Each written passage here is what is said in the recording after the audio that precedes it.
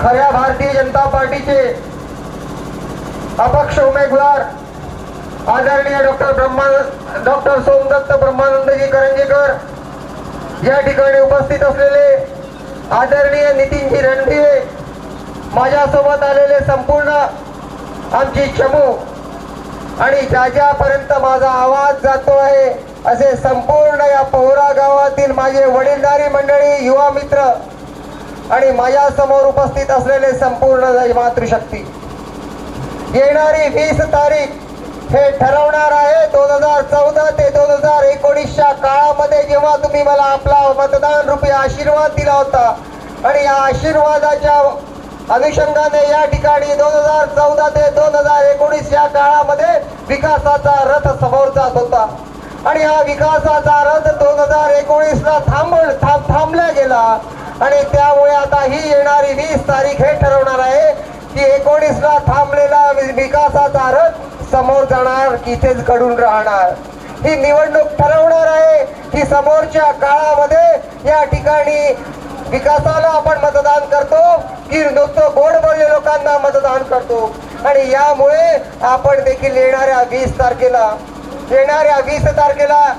या निवडणुकीच्या अनुषंगाने सोमदत्त दादाच्या कडे या चिन्हासमोर बटन दाबून त्यांना प्रचंड बहुमताने विजयी कराल हा विश्वास मला आहे। मित्रांनो, मी तुम्हाला सांगतो या ठिकाणी प्रत्येकाच्या मनात शंका कुशंका येऊन राहिल्या आहे की इतक्या वर्ष, जवळपास 28 ते 30 वर्ष भारतीय जनता पार्टीचा कार्यकर्ता म्हणून बाळा काशीवार काम करत होता। काम करत असताना 5 वर्ष जिल्हा परिषद, 5 वर्ष विधानसभा, पण या ठिकाणी या विधानसभेच्या निवडणुकीमध्ये खऱ्या अर्थानं भारतीय जनता पार्टी कमळ राष्ट्रवादीच्या खुटीला पाडण्यात आली। आमच्या सगळ्यांचं म्हणणं होतं की भारतीय जनता पार्टीच्या कोणत्याही प्रामाणिक कार्यकर्त्याला तुम्ही या ठिकाणची विधानसभेची तिकीट दिली पाहिजे, पण या ठिकाणी आमच्या भारतीय जनता पक्षाचं सुशक्त नेतृत्व देवेंद्र फडणवीस आणि चंद्रशेखर बावनकुळे यांनी आपली भारतीय जनता पार्टी राष्ट्रवादी काँग्रेसच्या खुटीला पाडण्याचं काम केलं आणि हा एका पद्धतीने आमचा हा उठाव आहे। असली भारतीय जनता पार्टीचे उमेदवार सोमदत्त करंजेकर आहे, कारण की काल परवा राष्ट्रवादीमध्ये असलेला तो जिल्हा परिषद सदस्य एका रात्रीतून भारतीय जनता पार्टी देतो आणि त्याला विधानसभेचं तिकीट देण्यात येते। एका अर्थाने जे लोक भारतीय जनता पार्टीचे कार्यकर्ते आहेत, भारतीय जनता पार्टीच्या विचारांवर प्रेम करतात, त्या लोकांनी देखील समजून घेतलं पाहिजे की वरच्या शीर्षस्थ नेतृत्वाने काही करावं आणि आम्ही त्याच्या मागे जावं असं होणार नाही। ज्या पद्धतीने एकनाथ शिंदे साहेबांनी शिवसेनेत बंडाचा उठाव केला, त्याचप्रमाणे हा आमचा उठाव आहे, आमच्या विचारांकरता उठाव आहे। आणि त्यामुळे ज्या पद्धतीने स्वर्गीय हिंदू हृदय सम्राट बाळासाहेब ठाकरेंनी शिवसेनेची स्थापना केली आणि त्या शिवसेनेची स्थापना करत असताना त्यांनी हिंदुत्ववादावर शिवसेनेची स्थापना केली होती, हिंदुत्वाच्या विचारांवर शिवसेनेची स्थापना केली आणि त्यामुळे जेव्हा ज्यांचे शिवसेनेचे शीर्षस्थ नेतृत्व हिंदुत्ववादाशी तडजोड करायला लागला तेव्हा एकनाथ शिंदे यांनी उठाव केला आणि सरकारमधून बाहेर पडले। त्याच पद्धतीने या ठिकाणी भारतीय जनता पार्टीच्या विचारांची प्रताडणा या ठिकाणी होत आहे आणि त्यामुळे खरा भारतीय जनता पार्टीचा आता चुनाव चिन्ह आहे सोमदत्त दादाची कढई आहे। त्यांनी ते कमळाचं फूल चोरून नेलेलं आहे म्हणून आमचा हा उठाव आहे।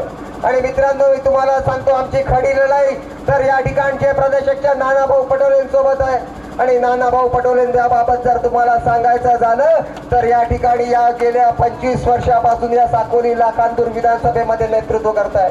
4 वेळ आमदार राहिले, 1 वेळ खासदार राहिले, तरी देखील ते काय म्हणून राहिले आता की आता मी या महाराष्ट्राचा मुख्यमंत्री होणार आहे आणि मुख्यमंत्री होत असताना या महाराष्ट्राच्या तिजोरीची चाबी तुमच्या पोराच्या आणि मुलाच्या हातात देणार आहे। अरे बाबा, माझा सवाल एकच आहे की गेली 25 वर्ष या साकोली विधानसभेला तुम्ही प्रगतीच्या पथावर नेऊ शकले नाही तर समोरील 5 वर्ष काय नेणार आहे?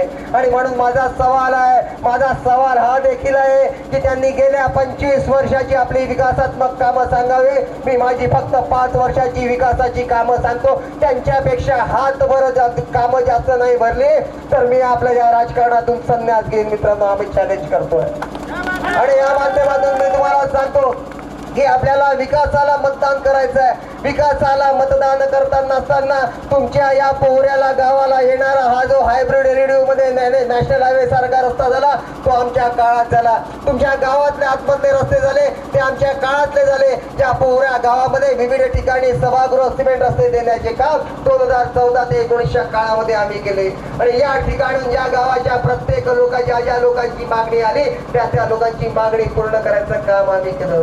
पण मी जे एक प्रश्न तुम्हाला विचारत असतो, गेल्या 2019 ते 24च्या काळात या गावामध्ये या भागाचे लोकनेते यांनी किती काम केले ते तुम्ही बघून दाखवा आणि मग तुमच्या लक्षात येईल की 2014 ते 19 ला किती कामं झाले आणि 2019 ते 24 पर्यंत किती झाले.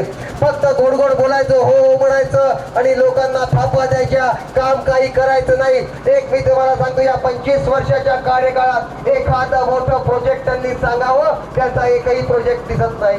नाहीतर मग तुम्हाला जर बघायचं असेल तर लाखनी मधला उड्डाण पूल हा तुमचा हायब्रिड एलईडीचा एवढा मोठा चांगला रस्ता नॅशनल हायवे सारखा तुमच्या पोहऱ्यावरून गेला. आणि साकोलीचा उड्डाण पूल, त्याचप्रमाणे ITI ची बिल्डिंग, या सगळ्या आमच्या काळात झालेल्या मित्रांनो.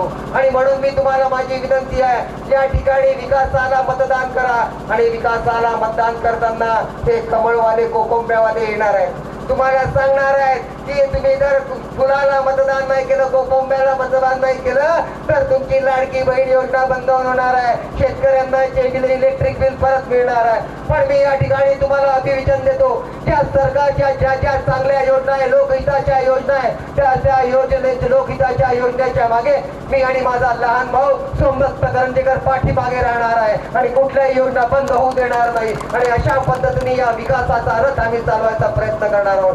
म्हणून मी तुम्हाला विनंती करतो, येणारी 20 तारखेची निवडणूक ही भारतीय जनता पार्टीच्या विचारावर प्रामाणिकपणे प्रेम करणाऱ्या लोकांच्या अस्तित्वाची लढाई आहे. आणि म्हणून येणाऱ्या 20 तारखेला या ठिकाणी सोमदत्त दादाच्या कडे चिन्हावरील समोरील बटन दाबा आणि त्यांना प्रचंड बहुमताने विजय करा, हीच विनंती करतो. इथेच थांबतो. भारत माता की जय.